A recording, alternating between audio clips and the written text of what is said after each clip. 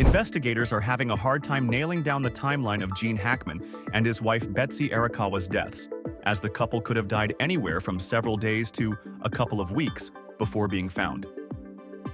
It's very difficult to put a timeline together even with the help of the Office of the Medical Investigator, Santa Fe County Sheriff Adan Mendoza said on the Today Show Friday.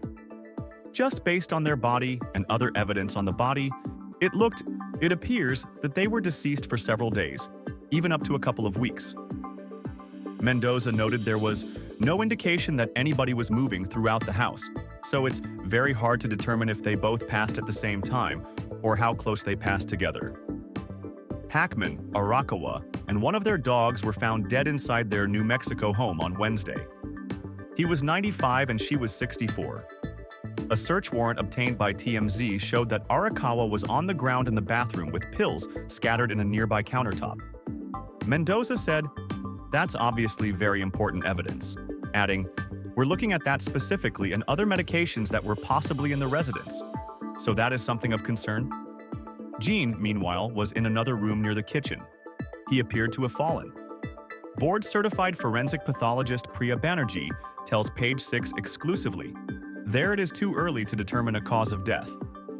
What was spilled could be helpful in understanding what medical condition Arakawa had, she says. The idea of suicide is always there, so you have to consider all the factors. Dr. Banerjee says that although an autopsy and toxicology report will be telling, there is still a lot of circumstantial evidence to consider. The medical examiner doesn't have this universal authority. The medical examiner can investigate the scene in conjunction with the body, but the body is all we have. The rest of it, like talking to neighbors, looking at evidence, that's a police job, she says. It's all in parallel. However, Mendoza told Today, "I think the autopsy report is going to be key to this investigator." Arakawa's body, in particular, was found in a state of decomposition with mummification in her hands and feet and bloating in her face. Dr. Banerjee tells Page 6 that the temperature of the house could have been a factor in how fast her body decomposed, noting that New Mexico has very dry, desert-like weather. So much is dependent on the environment, the temperature, whether it's outside or inside, she explains. There can even be differential decomposition within a house, like if one part is sunny or another part is cool, like in a basement.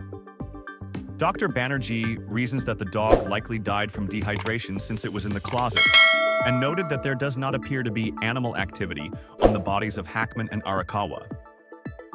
The German Shepherd would have done anything it can to get to the owners, she adds. The Santa Fe County Police previously noted that the canine was either in a crate or kennel in the closet.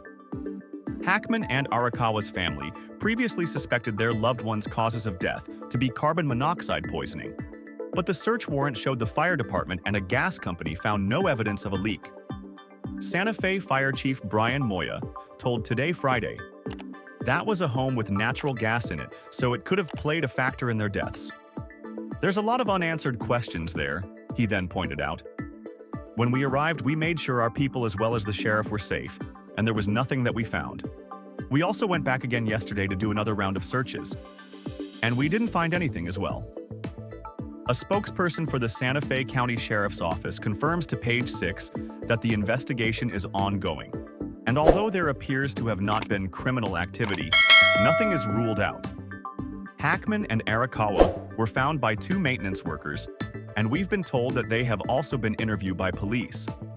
However, there are no suspects, and foul play is not suspected at this time.